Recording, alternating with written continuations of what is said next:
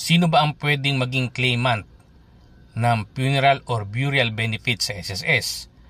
Yan ang tanong sa atin ng isa sa ating mga followers. Sabi niya, "Hi sir, pwede po ba any claimant sa funeral kahit na naka-name sa kuya ko ang receipt ng funeral homes?"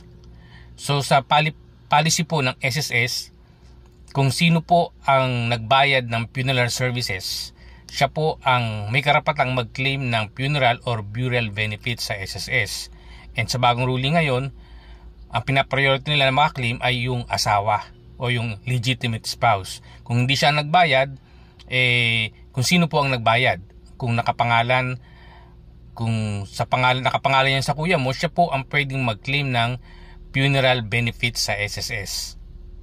Kung meron kayong tanong, mag-message lang kayo sa baba ng video na ito. And please don't forget to follow and subscribe to my channel para naman laging updated sa mga videos ko. See you on my next videos.